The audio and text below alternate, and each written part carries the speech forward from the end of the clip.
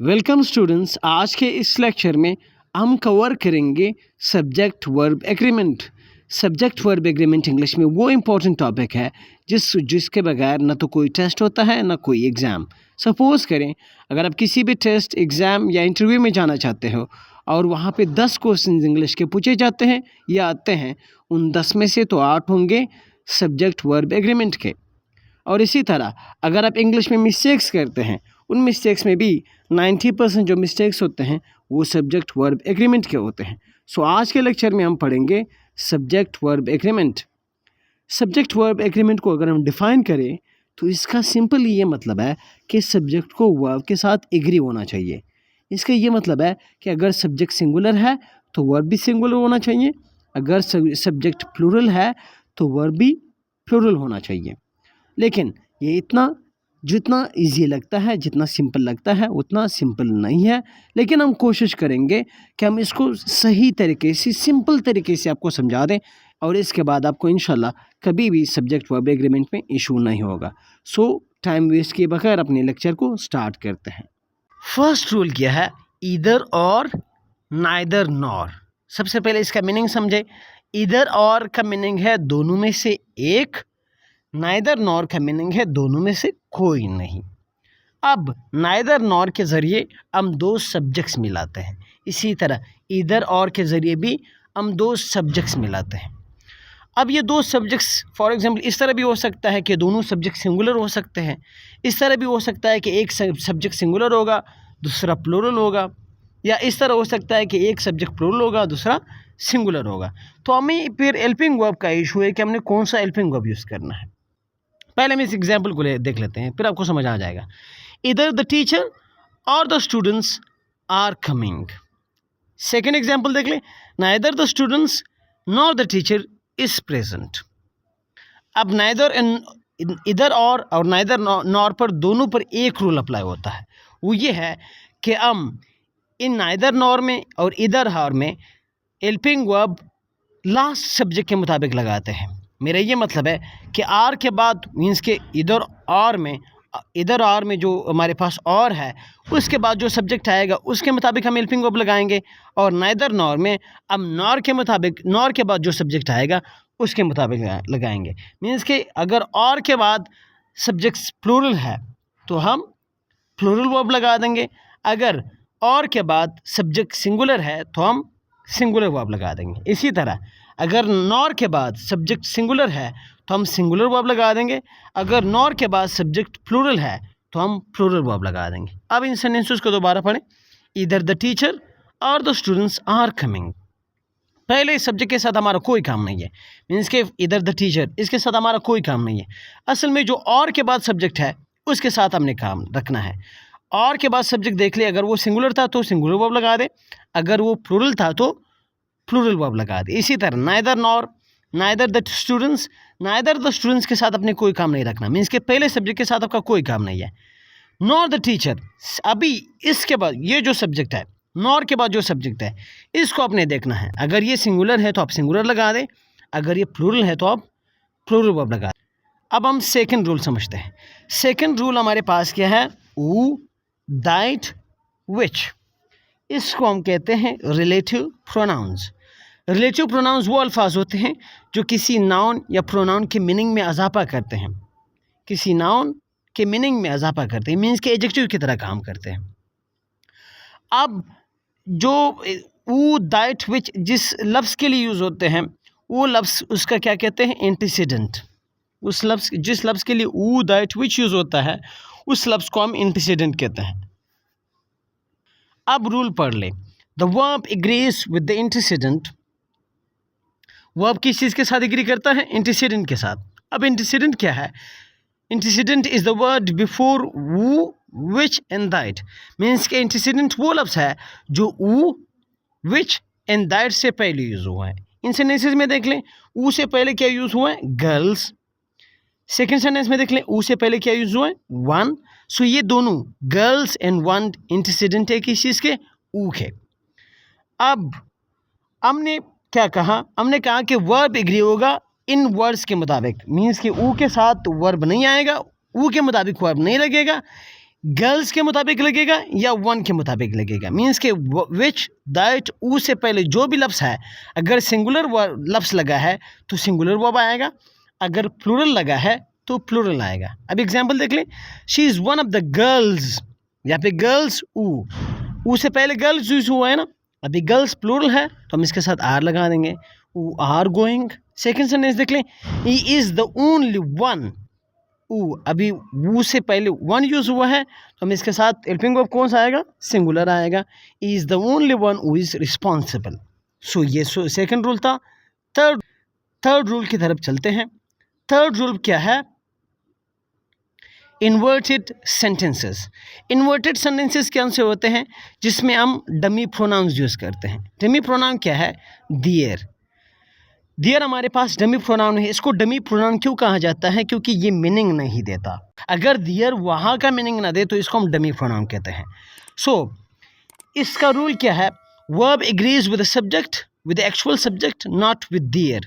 Means कि हम verb use करते हैं सब्जेक्ट के मुताबिक, दियर के मुताबिक नहीं। तो इसमें सब्जेक्ट कौन सा होता है, सब्जेक्ट दियर के बाद आता है, क्योंकि दियर का काम होता है सब्जेक्ट को इंट्रोड्यूस करना। For example, their is a problem, यहाँ पे प्रॉब्लम हमारे पास सब्जेक्ट है, तो आपने प्रॉब्लम के मुताबिक वर्ब लगाना है। अगर प्रॉब्लम सिंगुलर है तो इसके साथ इज़ आएगा, अगर प्रॉब्लम प्लूरल है तो इसके साथ आर आएगा।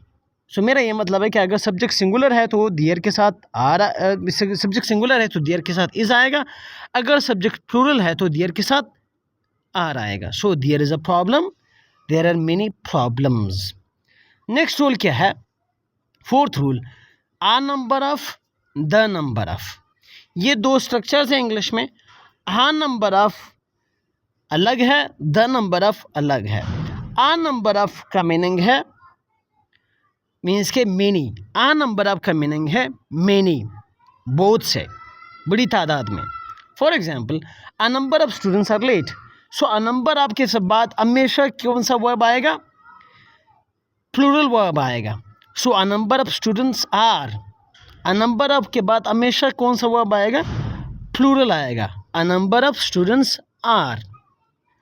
नाउ द नंबर ऑफ का मीनिंग होता है मुकम्मल तादाद, इसके साथ हमेशा वर्ब सिंगुलर आता है। फॉर एग्जाम्पल, पहले आ नंबर को समझ लें, a number of students are late and the number of students is increasing. So the number of का मीनिंग है तादाद, सेकेंड सेंटेंस का मीनिंग है the number of students is increasing, इसका मीनिंग है कि स्टूडेंट्स की तादाद बढ़ रही है। पहले आ नंबर ऑफ का मीनिंग है a number of students are late, बहुत से स्टूडेंट्स लेट है। सो आ नंबर ऑफ का मीनिंग है बहुत से, द नंबर ऑफ का मीनिंग है तादाद। द नंबर ऑफ के साथ सिंगुलर वर्ब यूज़ होता है, आ नंबर ऑफ के साथ प्लूरल वर्ब यूज़ होता है, इसको माइंड में रखना। अब हमने फ्रैक्शंस एंड परसेंटेजेस समझने हैं। फ्रैक्शंस एंड परसेंटेजेस हमने क्या करना है, इसमें हमने क्या कौन सा वर्ब यूज़ करना है, इसमें आपने प्रीपोजिशन के बाद जो लफ्ज़ होगा उसके मुताबिक आपने वर्ब लगाना है। मीन्स के प्रीपोजिशन के बाद अगर ऑब्जेक्ट सिंगुलर है तो आपने सिंगुलर वर्ब लगाना है, अगर सब ऑब्जेक्ट प्लूरल है तो आपने प्लूरल वर्ब लगाना है। कैसे, 50% ऑफ द केक, यहाँ पे केक सिंगुलर है तो आपने इज़ लगाना है। 50% ऑफ द स्टूडेंट्स यहाँ पे प्लूरल है तो आपने आर लगाना है। मीन्स कि ऑफ के बाद अगर नाउन सिंगुलर है तो आपने सिंगुलर वर्ब लगाना है, अगर ऑफ के बाद वर्ब प्लूरल है तो आपने प्लूरल वर्ब लगाना है। अब सेकंड जो हम बात करते हैं, measurement of time, distance and amount. Measurement of time, distance and amount के साथ हमेशा सिंगुलर वर्ब आता है। मीन्स के टाइम की 5 घंटे, 5 hours, distance 10 kilometres, amount 50 rupees, इन सब के साथ सिंगुलर वर्ब यूज़ होगा। कैसे, 5 आवर्स और इज़ अ लॉन्ग पीरियड, ये गलत होगा कि 5 hours are a long period, बिल्कुल गलत होगा। इसी तरह 20 kilometres is a long distance, ये सही है। 20 kilometres are a long distance, ये गलत होगा। 50 rupees is a big amount, ये सही है। 50 rupees are a big amount गलत होगा, क्योंकि हम इसको एक यूनिट समझते हैं, इस वजह से हम इसके साथ इज़ लगाते हैं। नेक्स्ट रूल है मोर देन वन रूल क्या है, इसके साथ हमेशा सिंगुलर वर्ब आता है। दो चीज़ें हैं, मोर देन वन के साथ नाउन भी सिंगुलर आएगा, वर्ब भी सिंगुलर आएगा। कैसे? मोर than one student is past, ये सेंटेंस बिल्कुल सही है। मोर देन वन के साथ हमेशा सिंगुलर सब्जेक्ट आएगा जैसे कि स्टूडेंट, और इसी के साथ साथ सिंगुलर वर्ब आएगा। इसी तरह he wants more than one pencils, ये गलत है। क्यों गलत है? मोर देन वन के साथ नाउन भी सिंगुलर होगा, वर्ब भी सिंगुलर होगा। सो पेंसिल्स नहीं, पेंसिल सही होगा। इसी तरह स्टूडेंट इज पास्ट सही होगा। सो मोर देन वन के साथ हम एक क्या यूज़ करते हैं, सिंगुलर वर्ब यूज़ करते हैं। सेवंथ रूल क्या है? ट्रिकी कलेक्टिव नाउन्स, वो कलेक्टिव नाउन्स जो अपेरेंटली सिंगुलर लगते हैं लेकिन वो प्लूरल है इंग्लिश में। ये तीन है, police, people, kettle. Police, people लोग, केटल मीन्स के मवेशी। इन सब के साथ हमेशा आर आता है। दो चीज़ें करनी है अपने, इनके साथ यस नहीं लगता मीन्स कि पुलिसेस नहीं होता, पीपल्स नहीं होता, केटल्स नहीं होता, नंबर वन। इसी तरह यूज होते हैं, और इसी के साथ हमेशा आर लगता है, इज़ नहीं लगता। कैसे? The police are investigating, people are complaining, cattle are grazing. So ये गलत होगा कि पुलिस इज़ इन्वेस्टिगेटिंग, गलत होगा। पीपल इज़ कंप्लेनिंग, गलत होगा। केटल इज़ ग्रेजिंग, गलत होगा। इसी तरह पुलिसेस आर इन्वेस्टिगेटिंग, गलत होगा। पीपल्स आर कंप्लेनिंग, गलत होगा। केटल्स आर ग्रेजिंग, गलत होगा। सो केटल, पुलिस, पीपल इनके साथ आर लगता है इसी फॉर्म में, इज़ नहीं लगता। नेक्स्ट रूल क्या है? British versus American usages. ये क्या है? ब्रिटिश जो इंग्लिश है, जो ब्रिटिश लोग इसको जो रूल्स है, वो कलेक्टिव नाउन्स के साथ प्लूरल वर्ब यूज़ करते हैं, अमेरिकन्स सिंगुलर यूज़ करते हैं। जैसे कि टीम हमारे पास एक कलेक्टिव नाउन है, इसके साथ ब्रिटिशर्स आर लगाते हैं, मीन्स कि एक टीम की बात हो रही है तब भी आर लगाते हैं। अमेरिकन्स एक कलेक्टिव नाउन के साथ सिंगुलर हेल्पिंग वर्ब यूज़ करते हैं। मेरा ये मतलब है कि अमेरिकन्स, ब्रिटिशर्स कलेक्टिव नाउन को प्लूरल समझते हैं, अमेरिकन्स इसको सिंगुलर समझते हैं। नेक्स्ट रूल क्या है? Titles and subjects. किसी चीज़ का टाइटल है या किसी सब्जेक्ट का नाम है, किसी कंट्री का नाम है, किसी पर्सन का नाम है, तो वो हमेशा सिंगुलर यूज़ होगा। जैसे कि फॉर एग्जांपल, तो United states is powerful, United states एक प्लेस मीन्स के कंट्री का नाम है। इसी तरह Gulliver's travels is an exciting book, ये किसी बुक का टाइटल है। इसी तरह मैथमेटिक्स इज़ टफ, ये किसी सब्जेक्ट का नाम है। सो जो सब्जेक्ट्स के नाम होते हैं, कंट्रीज़ के नाम होते हैं, बुक्स के नाम होते हैं, रिवर्स के नाम होते हैं, माउंटेन्स के नाम होते हैं, ये हमेशा सिंगुलर यूज़ होते हैं। नेक्स्ट क्या है? जरन्स एंड इन्फिनेटिव्स। जरन्स और इन्फिनेटिव्स हमेशा सिंगुलर होते हैं। जरंट का क्या मीनिंग है? अगर कोई भी वर्ब आईएनजी के साथ नाउन की तरह काम करे उसको जरंट कहते हैं। जैसे कि for example swimming, writing, playing, अगर ये नाउन की तरह काम करे तो क्या है, तो वो उसको हम जरंट कहेंगे, और ये हमेशा सिंगुलर होते हैं। सो स्विमिंग इज़ रिलैक्सिंग, स्विमिंग्स नहीं होगा। इसी तरह इन्फिनेटिव क्या है? First form of verb 2 + first form of verb को हम क्या कहते हैं? इन्फिनेटिव कहते हैं। ये भी हमेशा सिंगुलर होता है। ये नाउन की तरह भी काम कर सकता है, एडवर्ब की तरह भी काम कर सकता है, एडजेक्टिव की तरह भी काम कर सकता है। इस पर्टिकुलर एग्जाम्पल में नाउन की तरह काम करता है। To travel is to learn. Next हमारे पास रूल क्या है? Ignore the phrases after subject. इसका क्या मीनिंग है? देखो, इन सेंटेंसेस को पहले देख लो। इन सेंटेंसेस में मैंने द कैप्टन, इसके बाद मैंने कॉमा लगाया है, अलॉन्ग विद द प्लेयर्स, फिर कॉमा है, इज हियर। अब जो दोनों कॉमास के बीच में जो इंफॉर्मेशन है, इसको हम एक्स्ट्रा इंफॉर्मेशन कहते हैं। इस इंफॉर्मेशन की वजह से आपने वर्ब को सिंगुलर या प्लूरल नहीं करना, क्योंकि जो कॉमास के बीच में जो इंफॉर्मेशन होती है वो एक्स्ट्रा इंफॉर्मेशन होती है, उसका सेंटेंस के सब्जेक्ट के सिंगुलर या प्लूरल होने पर कोई असर नहीं पड़ता। सो आपने वर्ब किस चीज़ के मुताबिक लगाना है? द कैप्टन के बारे में, द कैप्टन किस दिन। फॉर एग्जाम्पल असल सेंटेंस तो ये है ना, द कैप्टन इज़ हियर। अब along with other players, with the players, ये अलॉन्ग विद द प्लेयर्स इसके साथ एक्स्ट्रा इंफॉर्मेशन है। सो जो असल चीज़ समझा रहा हूँ वो ये है कि इन्वर्टेड कॉमास के बीच में जो इंफॉर्मेशन आती है वो सब्जेक्ट के सिंगुलर या प्लूरल होने पर असर नहीं करता। आपने क्या देखना है, आपने सब्जेक्ट को देखना है, इस तरह फ्रेज़ को नहीं देखना। इस तरह फ्रेज़ अगर प्लूरल भी है जैसे कि यहाँ पे है, लेकिन आपने उसके मुताबिक वर्ब चेंज नहीं करना, आपने सब्जेक्ट के मुताबिक चेंज करना है। सब्जेक्ट हमारे पास क्या है, the captain, so the captain along with the place is here. इसी तरह माई कार सिंगुलर है तो आपने इसके मुताबिक वर्ब लगाना है, न कि as well as the bikes. आपने as well as the bikes के मुताबिक नहीं लगाना, आपने माई कार के मुताबिक लगाना है। माई कार सिंगुलर है तो आपने यहाँ पे वाज लगाना है। My car as well as the bikes was stolen. Next rule क्या है, अनकाउंटेबल नाउन्स। अनकाउंटेबल नाउन्स के साथ हमेशा सिंगुलर वर्ब यूज़ होता है। अनकाउंटेबल नाउन्स कौन से हैं जिसको हम काउंट नहीं कर सकते, जैसे कि फर्नीचर है, इंफॉर्मेशन है, नॉलेज है, ब्यूटी है, एरोगेंस है, न्यूज़ है, इंफॉर्मेशन है, ये सारे क्या हैं, अनकाउंटेबल नाउन्स हैं। इनके साथ हमेशा सिंगुलर वर्ब यूज़ होता है। For example, the news is shocking, furniture is expensive. Next rule क्या है, collective nouns contextual use. Collective nouns के बारे में मैंने बताया कि कलेक्टिव नाउन ब्रिटिशर्स जो है उनको प्लूरल कंसिडर करते हैं, अमेरिकन इनको सिंगुलर कंसिडर करते हैं।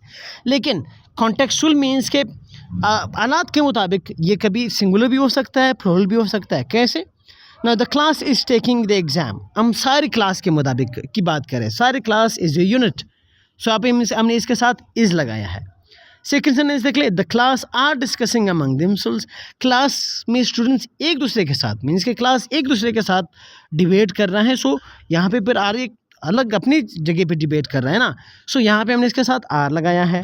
सो मेरा ये मतलब है कि कलेक्टिव नाउन आपका सिंगुलर भी हो सकता है, प्लूरल भी हो सकता है, कॉन्टेक्स्ट के मुताबिक। नेक्स्ट वर्ड क्या है, इंडिपेंडेंट प्रोनाउंस। नेक्स्ट रूल ये है, इंडिपेंडेंट प्रोनाउंस हमारे पास 3 टाइप्स के होते हैं। इंडिपेंडेंट प्रोनाउन कौन सा होता है, जो किसी गैर स्पेसिफिक पर्सन, चीज़ या प्लेस के लिए यूज़ हो। ये 3 चीज़ें हैं।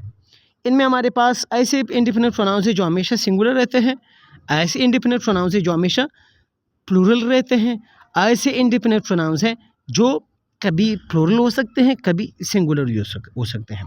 सो वो इंडिपेंडेंट प्रोनाउंस जो हमेशा सिंगुलर होते हैं वो कौन से हैं, each, everyone, neither, either, someone, nothing. ये ऐसे इंडिपेंडेंट प्रोनाउंस हैं जो हमेशा सिंगुलर होते हैं। अगर जहाँ पे भी ईच यूज़ हुआ हो तो वो सिंगुलर है, everyone, either, neither, someone, nothing.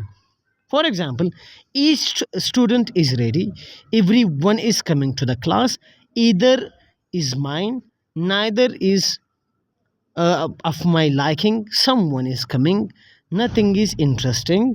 इसी तरह few, many, several, both, ये हमेशा प्लूरल रहते हैं। कैसे, many are waiting, few are coming, several are missing, both are mine। और जो कॉन्टेक्स्ट पर डिपेंड करते हैं, मीन्स के सिचुएशन पर डिपेंड करते हैं, वो कौन से हैं, ऑल, सम, मोस्ट, नन। ये ऑल, सम, मोस्ट, नन सिंगुलर भी हो सकते हैं, प्लूरल भी हो सकते हैं। इसका क्या मतलब है, अगर ऑल, सम, मोस्ट, नन अगर ये अनकाउंटेबल नाउन के साथ यूज़ हो तो इसके साथ मीन्स के फिर तो सिंगुलर होंगे, अगर काउंटेबल नाउन के साथ होंगे तो फिर प्लूरल होंगे। मेरा ये मतलब है कि अगर काउंटेबल नाउन के साथ यूज़ होंगे तो इसके साथ आर आएगा, अगर अनकाउंटेबल नाउन के साथ यूज़ होंगे तो इसके साथ इज़ आएगा। कैसे, for example, none of the milk is wasted, यहाँ पे मिल्क अनकाउंटेबल है, सो नन ऑफ इसके साथ यूज़ हुआ है, इसके साथ इज़ आएगा। अब नन ऑफ देखो, नन ऑफ द स्टूडेंट्स, इसके साथ आर आएगा क्योंकि स्टूडेंट्स हमारे पास काउंटेबल है। मेरा ये मतलब है कि ऑल, सम, मोस्ट, नन अगर काउंटेबल नाउन के साथ आ जाए तो इसके साथ आर आएगा, अगर अनकाउंटेबल नाउन के साथ आ जाए तो इसके साथ इज़ आएगा। आपने सिर्फ के सिर्फ ये देखना है कि नाउन काउंटेबल है क्या अनकाउंटेबल। अगर काउंटेबल है तो आपने इसके साथ आर लगाना है, अगर अनकाउंटेबल है तो आपने इसके साथ इज़ लगाना है। नेक्स्ट रूल क्या है, singular words that look plural. ऐसे अल्फाज जो सिंगुलर होते हैं लेकिन प्लूरल लगते हैं, जैसे कि मैथमेटिक्स है, पॉलिटिक्स है, एस्थेटिक्स है, लॉजिक्स है। ये क्या है, ये सिंगुलर है लेकिन प्लूरल लगते हैं, तो आपने इसको सिंगुलर यूज़ करना है। नेक्स्ट रूल क्या है, ignore extra phrases after subject. सबसे पहले अपने सब्जेक्ट समझना है कि सब्जेक्ट कौन सा है। Now the list of names is incomplete. What is incomplete? The list. So the list हमारे पास सब्जेक्ट है, ऑफ नेम्स के मुताबिक आपने नहीं लगाना, आपने ये देखना है कि द लिस्ट हमारे पास सिंगुलर है, आपने इसके मुताबिक वर्ब लगाना है। इसी तरह the bouquet of flowers is fresh. What is fresh? The bouquet. Bouquet एक है तो आपने अब फ्लावर्स को नहीं देखना, बताइए समझ में। So the bouquet, the list, इनके बाद इनके मुताबिक आपने वर्ब लगाना है। मीन्स कि अगर द लिस्ट है तो आर लगाओ, अगर द लिस्ट है सिंगुलर है तो इसके साथ इज लगाओ। द बुके है तो इज लगाओ, द बुकेज है तो आर लगा दो। नेक्स्ट क्या है? Basic rules. बेसिक रूल ये है कि अगर कोई भी सब्जेक्ट सिंगुलर है तो आप प्रेजेंट सिंपल टेंस में इसके साथ यस ई एस लगा दें। अगर सब्जेक्ट प्लूरल है तो इसके साथ कोई भी यस ई एस ना लगा दें। मेरा ये मतलब है कि अगर सब्जेक्ट सिंगुलर है तो सिंगुलर वर्ब लगा दें, अगर सब्जेक्ट प्लूरल है तो प्लूरल वर्ब लगा दें। नेक्स्ट क्या है? वो सब्जेक्ट, दो सब्जेक्ट्स, ऐसे दो सब्जेक्ट्स जो हम एंड के ज़रिए ज्वाइन करते हैं उनके बाद हमेशा आर आएगा। कैसे? अली एंड सारा आर हियर। अली एंड सारा दो डिफरेंट सब्जेक्ट्स हैं, इनको हमने एंड के ज़रिए ज्वाइन किए हैं, इनके साथ आर आएगा। The teacher and the student have arrived. यहाँ पे द स्टूडेंट भी अलग पर्सन है, द टीचर भी अलग पर्सन है, दोनों को हमने ज्वाइन किए हैं एंड के ज़रिए तो इनके साथ आर आएगा। नेक्स्ट क्या है? अब फाइनल समरी देख लें। इधर और के मुताबिक, इधर हार जब हम यूज़ करते हैं तो और के बाद जो सब्जेक्ट है उसके मुताबिक हम हेल्पिंग वर्ब लगाते हैं। जेरेंड्स के साथ हम हमेशा सिंगुलर यूज़ करते हैं, यहाँ पे एग्जांपल्स भी मैंने दिए हैं, आप देख लें। इसी तरह अनकाउंटेबल नाउन के साथ हमेशा singular, titles, subjects and names के साथ हम हमेशा सिंगुलर वर्ब यूज़ करते हैं। एंड के ज़रिए अगर हम दो डिफरेंट सब्जेक्ट्स को मिलाते हैं तो हम इसके साथ आर लगाते हैं। सिंगुलर सब्जेक्ट्स के साथ हम हमेशा सिंगुलर वर्ब यूज़ करते हैं। ईच एवरी वन के साथ हम हमेशा each every one. Independent pronouns means के जो हमारे पास थे इनके साथ हम हमेशा सिंगुलर वर्ब यूज़ करते हैं। सो ये था आज का लेक्चर, मिलते हैं नेक्स्ट लेक्चर में इंशाल्लाह।